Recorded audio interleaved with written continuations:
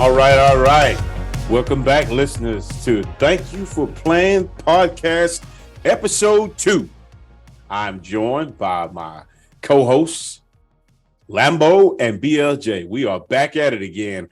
Before we start, I want to give thank you to all the listeners for the overwhelming response we got from our first episode. It makes us want to try even harder. It brings out the ambition. And we are glad those that listened gave us feedback and told us how much they enjoy it. Without further ado, we're going to jump into a hot topic. And one of us is super excited to talk about it. I'm excited to talk about it. Excited to talk about it. Yeah. Street Fighter 6. Oh, man. It came in like a wrecking ball. Don't sue me, Molly. But it came in and it blew everybody away. There's a lot to unpack, a lot to talk about. There have been some leaks in regards to characters and backstories. There's a new system, the drive system. They have a classic and modern control type. Lots of things to talk about. So with that being said, I'm going to toss the floor to BLJ and let him tell you about Street Fighter 6 and how he feels about it. So check this out. Before I even get into how I feel about like the game overall, question for both of you guys. When's the last time you guys seen a trailer for a game and y'all were like really hype? What trailer was it? And on a scale from 1 to 10, like what was it for you? Torian? That is a fantastic question. You talking about recently, what's the last trailer I've seen? And any trailer. Last 10 years, a year ago, last week. Let me see. To be honest, there was a game that just popped up last week. It's called Wulong: The Fallen Dynasty, and it is a Souls-like game. I'm not fond of Souls-like game, but they use some forbidden techniques to bring me back in. For those that listened to our last episode, on our closing statement, my pal Lambo invited me to play Elden Ring. I am not that big of an Elden Ring player, but what they did now is they use some forbidden magic to combine the Elden Ring gameplay, Dark Souls gameplay, and they brought in the warriors, the heroes of the Romance of the Three Kingdoms / Dynasty Warriors. I'm a Dynasty Warriors fanatic, from the great ruler of Cao Cao to Sun Jian to the almighty Lu Bu. I love those characters. And in this game, Wulong: The Fallen Dynasty, these characters, as well as some of their battles, have been showcased in this game, and it's complemented with Souls gameplay, Team Ninja gameplay. That trailer, my hype meter was through the roof, because at the very end of the trailer, spoilers, cover your ears if you want to see the trailer for yourself, the mighty Lu Bu comes in and he looks at you with this gaze of red steel. Lu Bu was the greatest warrior in his era, and people feared him. And he's showing you that he's going to be in that game. And man, I flipped out when I seen that trailer. It's an amazing trailer, and I think y'all should check it out. What about you, Lambo? Oh wait, before you go, the Wulong game with the monkey? No, that's Wukong. My bad. Yeah. Okay. No problem. Wukong is he's Chinese folklore, I believe. Hopefully, I know my shit. He's Chinese folklore, and he's the Monkey King, and he brandishes magic staff, and he rides on a Nimbus cloud. And if you put those two things together, a very, very legendary anime character is based off of Sun Wukong. Goku / Kakarot has a magic extended staff, and he has a flying cloud as well. So Wukong is the Monkey King. Wulong Fallen Dynasty is the name of this new title. Okay. No worries. What about you, Lambo? Man, I'm gonna go a little old school. The one trailer that I remember that really got me hyped and still does even today is the announced trailer for Castlevania Lords of Shadow 2. Mm. And when they panned in and panned the camera through Dracula's castle, and you see the army outside, and you see Dracula sitting on his throne and just walking out, opens the door, looks down at the army, and just realizes that they don't stand a chance, and then just proceeds to go and destroy this entire army. It I was already a fan of the first Lords of Shadow, and it just got me super hyped for part two. Okay. I don't know if y'all have ever seen it, but it's so good. I have not. I am unfamiliar with Castlevania, but perhaps we can unpack the characters and the lore another episode. Yep. And it's the first Castlevania, because I'm sure most people are. I'm just going to run through real quick. I'm sure most people are familiar. Castlevania, Vampire Hunters, Dracula's the big bad in almost every game. But in Lords of Shadow 2, you got to play as Dracula for the first time. And great game. Sounds exciting. Enjoyed every minute. Play. Yeah, exactly. It sounds very exciting. I'm sure it was. Mm-hmm.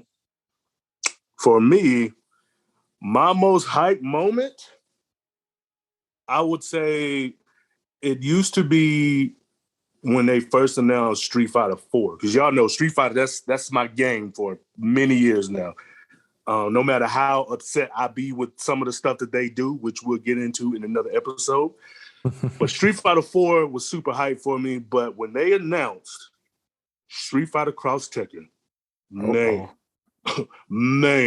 because Tekken is probably my maybe second most favorite fighting game, even though I don't play it all the time. But I always thought the characters were pretty dope. I've always liked how the combos looked in the game. And I may be alone in this, but I always felt like the combos in Tekken, they kind of looked Matrix kind of like they'll launch you in the air, and then the character that's comboing you, he's hitting you, moving fast while you're just floating in the air. Like I always thought that was pretty sick. But anyways, mixed with Street Fighter, when I first saw the trailer with I think it was Ryu and Ken fighting Nina and Kazuya, man, I got chills. And to this day, sometimes I look at the trailers just to look at them, and I still get chills. Like I always thought that was so dope when they combined those two universes. And on a scale from 1 to 10, it was a 34. Your boy was over here super excited. Oh yeah.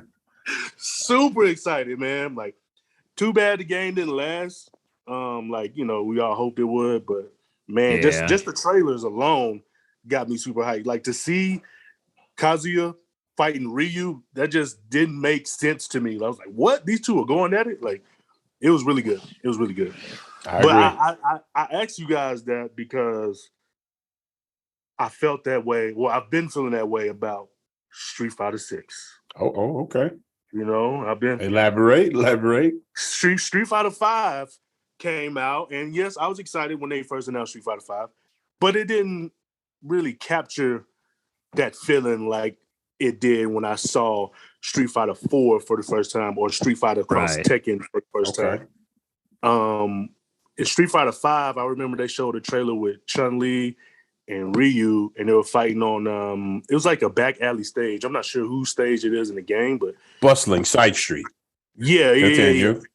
So I think it's Kim Woo's stage, isn't it? Wrong game, pal. Go ahead, BLJ. No, but so they showed like a little bit in the game, and they showed like some combos, and then they showed Ryu kicking Chun-Li through a wall. Oh no, Chun-Li kicking Ryu through a wall or something like that.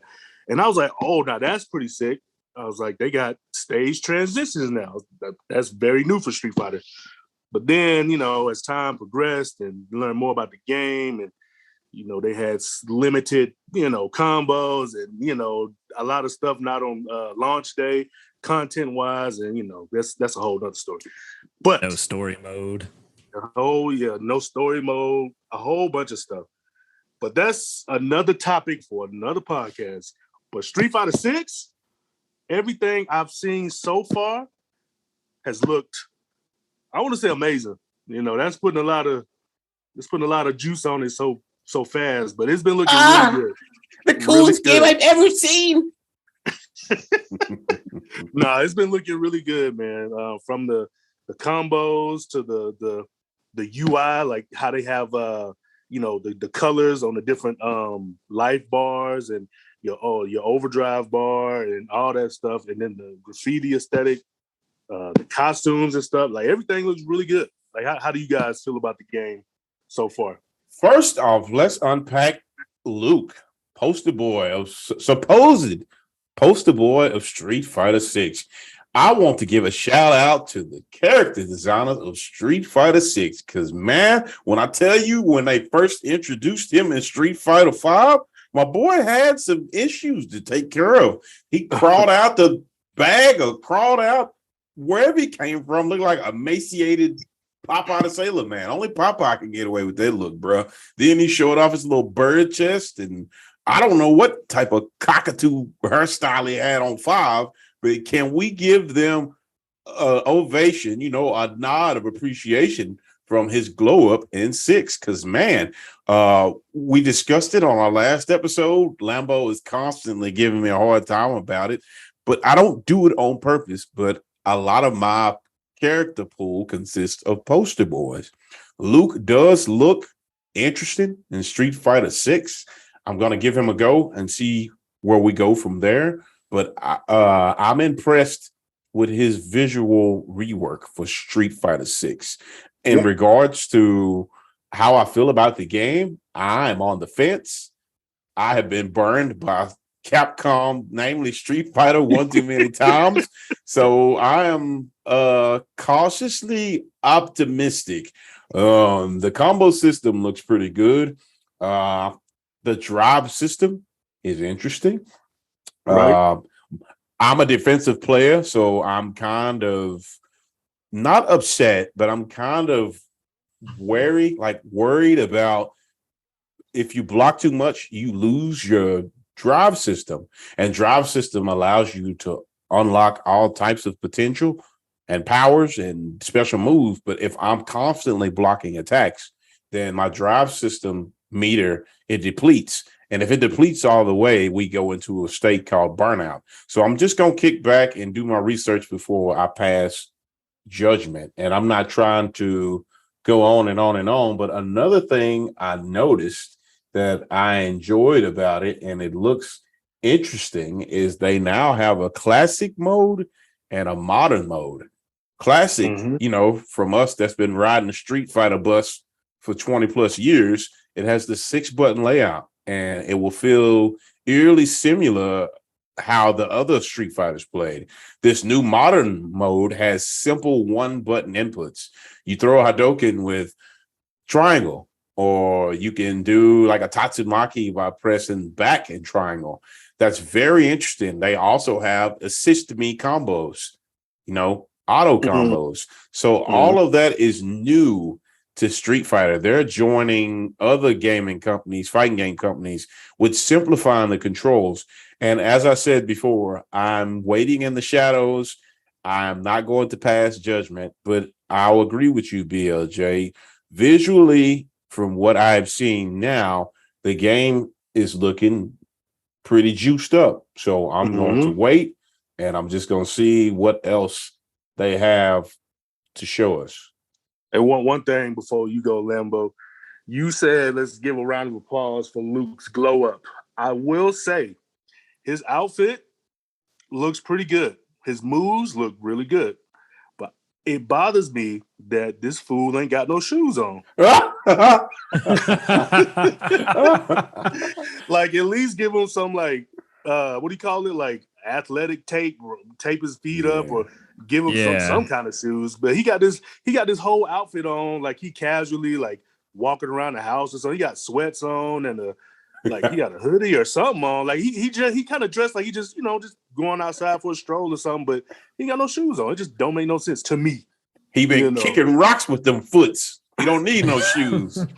He a manly man. Other than that, he's cool. But the no shoes thing just looked ugly on me to me. Yeah, it is kind of weird. Like it doesn't look like it fits the rest of his design. And I think that's what a lot of people are picking up on. But it is funny that, Toro doesn't like Luke until he becomes the poster boy. Now all of a sudden he's a big fan. No, I haven't even said I'm gonna pick him up. I will say I just think his design and Street Fighter 5. Yeah, his design on Street Fighter 5 is awful. So now that he's poster boy, you can try. To our listeners, look at this. Let's take a moment and look at this artwork we're about to put up. Look at Luke. Look at him in Street Fighter 5. Say it with me. Ew, that's how I feel. Like he's not that great. In Street Fighter 5, it makes sense for him to have no shoes on because he's dressed like he's an MMA fighter. I got you. Yeah. So now with this, now we're about to transition to the other image. Now look at Luke now. Do you see how cool he looks? Look at how he looks. He even has he's buff, he's muscular. Like I don't know what that was. I still think his forearms are too big. Yeah, he's still rocking the pop out of Sailor Man's. But it's like on 5 they rushed. Like they got I don't know. Like he just seems rushed in 5. With 6, I don't know. He looks good.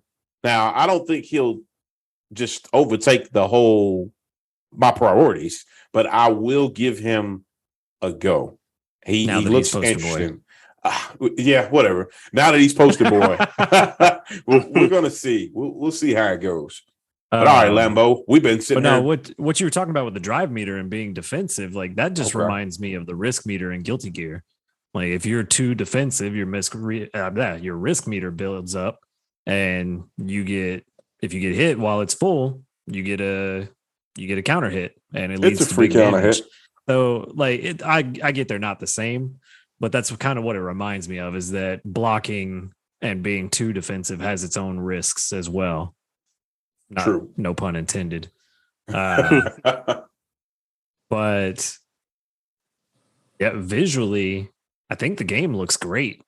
Like it's way more interesting than Street Fighter 5 was. Even looking at there's the stage with the cherry blossoms with the petals flowing through the wind looks fantastic. I can't really find anything to really complain about with the visual style so far. I like how colorful the meters are. I really like that you have player 1 and player 2 have different color life bars. Yeah, that's a nice quality of life add-on or improvement. That does look good. I really liked that part. I like the purple on the timer.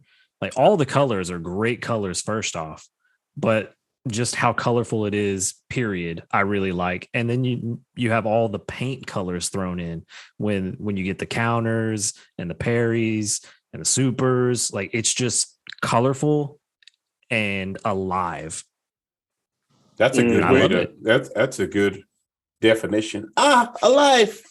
So we're talking about one thing about the colors. I don't know if you guys seen this, and I noticed this because maybe it's because I do the artwork and stuff, and I'm all into colors and stuff like that. But are you guys familiar with monochromatic artwork?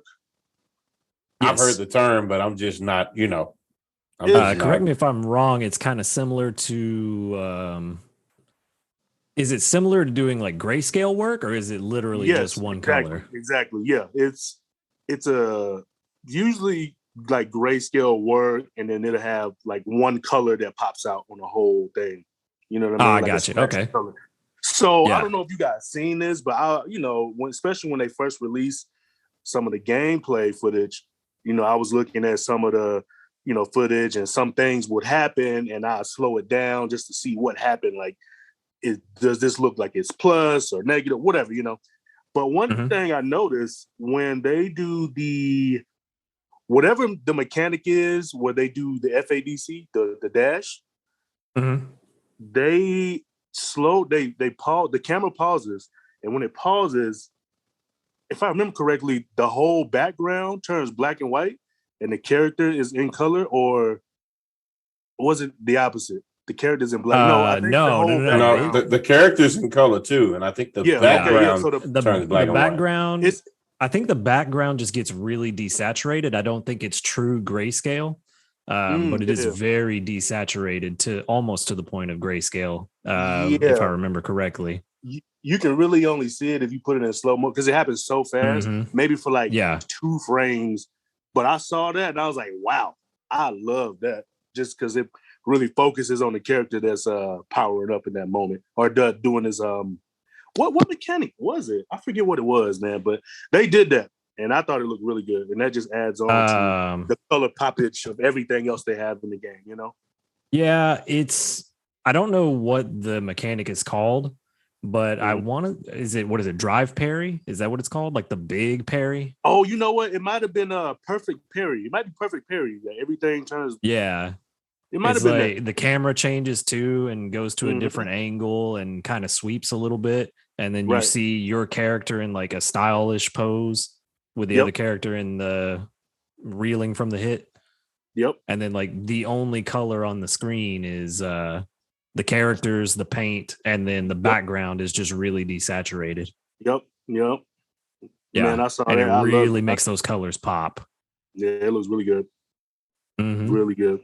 That's juiced up. So while we own things that impressed us, let's talk about the timeline. The game has advanced finally in the future. I want to talk about my man's Ryu. You know, he rocking the shirtless look still, and he got his Master Goken's red poncho, superhero cape, whatever you want to call it. You know, the power of Master Goken flows through him. You know, he on the path to being a grandmaster now, and he got these spicy Hadokens he throws now. Like he has his regular Hadoken where he does the original motion, but he has like a quick Hadoken he throws, and his stance, his flow of the move, it's pretty great. Like I like that. And then we're gonna talk about Sugar Mama Chun-Li. She's glowed up as well. She has a daughter now. She's older. She runs a dojo and she has students and she's all calm. I like that they went forward in the timeline, and I like, you know, the first lady of fighting games, and I like Ryu's their different outlook now, their character design. How do y'all feel about that?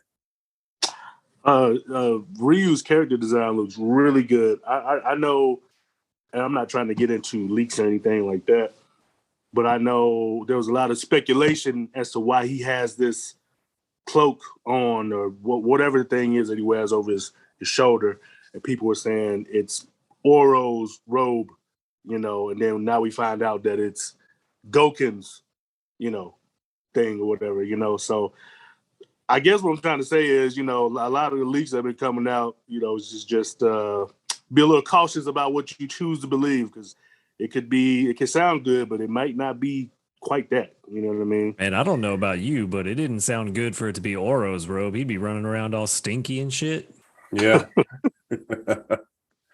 One more thing I want to touch on character design wise is, without the poster boy, who the poster boy be without his rival / sidekick, Jamie. Jamie is a drunken boxing / b-boy character with the, you know, he got the sides of his head shaved, you know, rocking that, but with the long ponytail, long braided ponytail, and he does b-boy moves and stuff like that.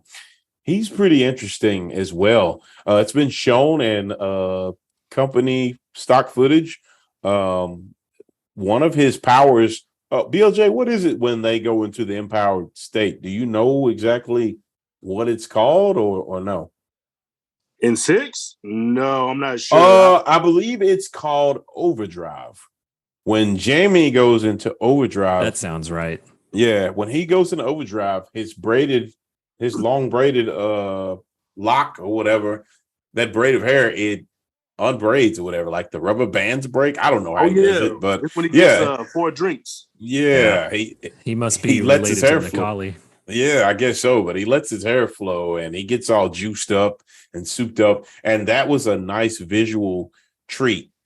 This is just me minor nitpick, but when the round ends, he magically gets all 10 of those rubber bands that he has and fixes his hair back. So it would be cool if it only happened like the final round or something to make it a bit more realistic. But hey, it's people that generate electricity, from crouching and, whatever, throwing blue Or beams. just leave his hair down the rest of the match. Yeah, that's what I was saying. That would be cool too. But hey, Yeah. what do I know, right?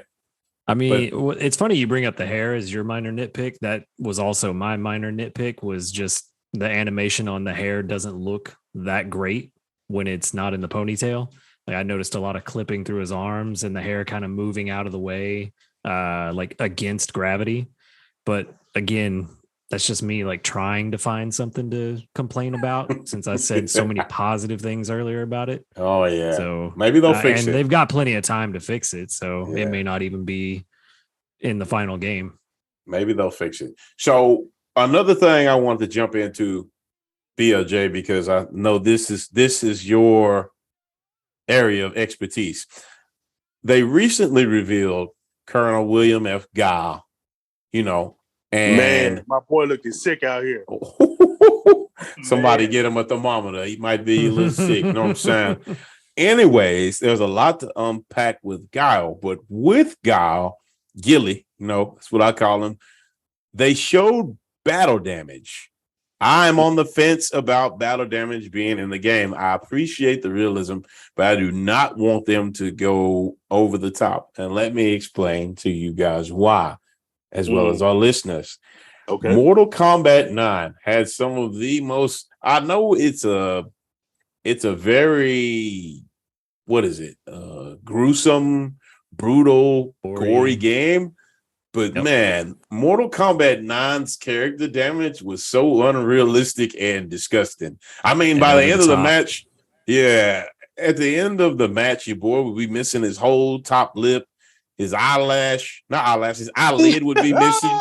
I mean, come on, bro. He would have a giant crater in his chest, or it's just ridiculous. It looks goofy, and they don't. And if you're gonna do battle damage like that, I didn't like it. But don't have them cheering and and you missing a whole eyelid. It was over the top. And then MKX, they toned it down. I guess they got a lot of negative feedback. I promise it wasn't me. I didn't make a whole bunch of accounts, and I don't do that stuff. But I'm glad that people realized that looked kind of goofy, but Guile's battle damage, it looks okay. They show him at the end of a match with a black eye, and I think he has some blood, like a busted lip. I'm interested to see what this battle damage will look like. I'm sure there's an option to turn it on and off. I'd be surprised if they forced it on you, but I feel like it's going to be an option to show it or not show it. But I want to get y'all's opinion on the battle damage, and what do you guys think of it? I actually think it's done pretty well. I'm fine with battle damage because it does add to the realism. It adds to your ability to get into the game for me. And this battle damage, looking at Guile, he's got a bruised cheek, he's got a cut on his nose and a cut above his eyebrow. These are all real injuries that you're going to get from a fight. And I think it's done well because it's not over the top like Mortal Kombat is, which granted, like you said, Mortal Kombat's a different game. It is a lot more gory and brutal just on its own. But for what Street Fighter is, I think doing the battle damage the way they have shown so far is the right way to go. Gotcha. Mm-hmm. But I'm also fine with them putting an option for you to turn it on and off, because having options is always a good thing. Yep. Customization rules. I agree. Right. The battle damage, I thought it looked pretty good. It wasn't too much. He just had, just a bruised cheek, black eye. It didn't look too bad. But I know you said in MK9 it looked bad, but I don't know if you remember Mortal Kombat Deception and Mortal Kombat Deadly Alliance, but their battle damage was out of line. They had because right now, as you were talking, I was looking up MK9 battle damage, and it does look pretty unrealistic. But Mortal Kombat all these games are very unrealistic, but Mortal Kombat is one of the most outrageous ones. But in the older ones, in Deadly Alliance and the other one, they would have like the whole chest. Not even say whole chest gone, but it had like a somebody shot him in the chest with like a shotgun or something. Like a whole piece of the chest would be gone, a piece of the cheekbone would be gone. You can see like the skeletal, like their skull and stuff. Like because of, I guess they got the meat punched off their face. It looked really bad, but that was a little much back then. But so far, what I've seen in 6, it don't look that bad. It don't look too unbelievable. It looks believable. Okay. And I guess with this new engine, the RE engine, it allows them to do that type of stuff, which looks really good. Like, I don't even know if you guys noticed, but in Ryu's wind pose, you can actually see his muscles flexing like real time.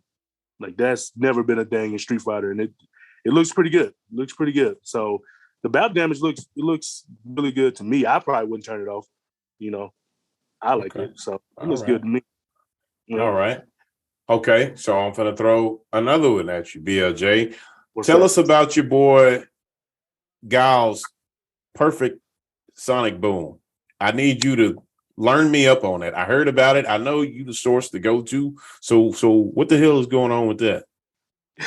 So Guile has his, sonic boom come back, but if you have a perfect, I'm not sure if it's a perfect time, like charging time, or maybe it's when you press forward and punch, like frame perfect or something like that. But either or, you have a perfect time charge or a perfect one frame, I won't say one frame button press, but it gives his sonic booms different properties. And it looks different. The sonic boom comes out not just one singular boom, but it's 2 of them together, and one is kind of red.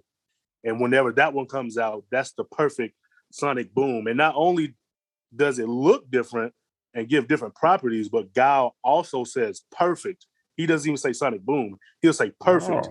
Oh, okay. Yeah. When he says perfect, that lets you know that you, so it gives you all these cues to let you know that you executed the sonic boom correctly. And then you can get extra combos from it because of the properties of the so hold up. So what you're saying is if you do a perfect boom, openings that usually wouldn't be there will be there. They give you combo openings?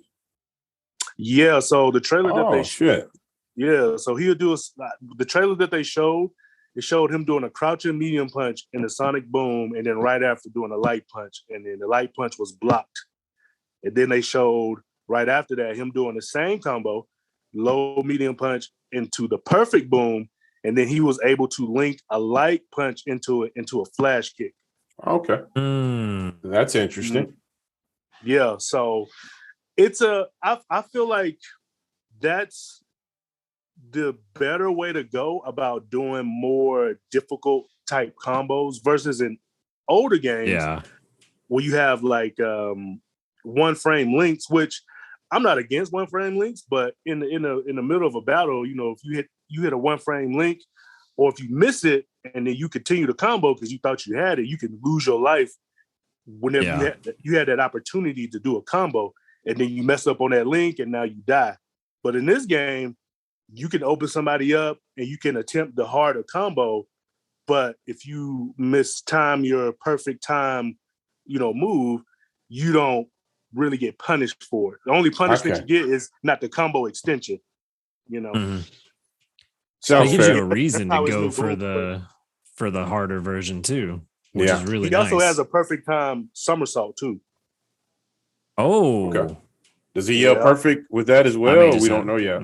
He yells perfect, and then it's like the ground has like this yellow. It's very quick for like a frame or two in the move. It's like a yellow. It looks like he stomps the ground type thing or something like that. Like it's really quick, but that's the visual cue to let you know that you did the perfect somersault. So I don't know if you can get combos off of that or if it's just extra damage, but he does have those as well. Sounds interesting. I may have to go play Guile this time around. Man, and another thing on Guile, this is the first time I've ever seen Guile in a game, and it had me hyped. Like, I need to go play Guile today. William! Man, everything been sleeping on good. Guile this whole time. He had all old moves and stuff. His stage looked really good. Mhm. I thought his outfit was pretty sick. I thought he had a new target combo. It was his low roundhouse, and then the second hit wasn't the trip move like it usually is. It was like his down forward kick from other games where he launches you up, but it looked like it was a down roundhouse, and then the second hit of his sweep was a kick that launched you in the air, which he's never had that before. And he comboed from that. So, and then on top of that, his critical art, or whatever they call it in this game, it looked amazing. Super fan of Guile. I've never been a fan of Guile. I've always thought Guile was boring. You know, the only thing cool about him was his theme. You know, I thought you was gonna say his hair. I was like, "Oh, that's what I thought too." No, his theme is cool. And then, he got the phrase where he says, "Go home and be a family man." You know, I mean, oh yeah, I forgot about that. You need to go home and find a better barber, bro. But all right, go ahead. Shoot. Nah, but he looked really good in 6 so far. Like he looks really good. Like I'm thinking about trying him out for the first time in any Street Fighter because just how good they made him look in this game. So he's looking good. All right. If I ever met him, I'd be honestly. Like, Gilly, you my boy. You the homie, but why you let them cut your hair like that, bro? Nah, you know that hairstyle's fresh. Who told you that was okay? Who put the mirror in front of you and said, Gilly, Guile, that's the one. That's you. We all know that this is just jealousy speaking. Okay. I mean, you'd rock that hairstyle. Hey, he have been rocking that whatever it is. I was supposed to say Brussels sprout, but Brussels sprout don't look like that. I don't know what it is. But he been rocking that for a long time. So whatever. I just call it a modified pillar. Yeah, that's what it seemed like. A gold modified pillar. But enough attacking like, Guile. We don't need name from Tekken. Mm-hmm. I love all the Street Fighters, so that's good. But as y'all can, you go what? I'm gonna go practice some Sonic Booms. Okay. You try to get that good luck with that. Oh yeah. Well, I hope y'all enjoying our Street Fighter discussion. I hope y'all heard the excitement in BLJ's voice. It's his tried and true. Yeah. It's his tried and true number one game. No matter how much they mistreat him. I know they'll do better. I know they will. You know, I've heard it all the time. Another one, Daddy Capcom. Yep. So y'all leave a like. Y'all leave a like and y'all comment because I think the more likes and comments that y'all leave, Capcom will finally answer BLJ's wishes and give him the most amazing Street Fighter game ever. And while y'all are at it, make sure y'all subscribe. We would greatly appreciate that. It seems that we have been summoned in a triple threat match. We have to defend ourselves for our honor. And if we win, we'll be back soon with another episode. So I am Toro, joined by Lambo and BLJ, and we are doing our warm-up stretches as we speak because we're about to go kick some ass. So we'd like to thank y'all for tuning in and thank you for playing. All right, let's go play some Shredder's Revenge, Toro. Cool. I'm in. Maybe it's a new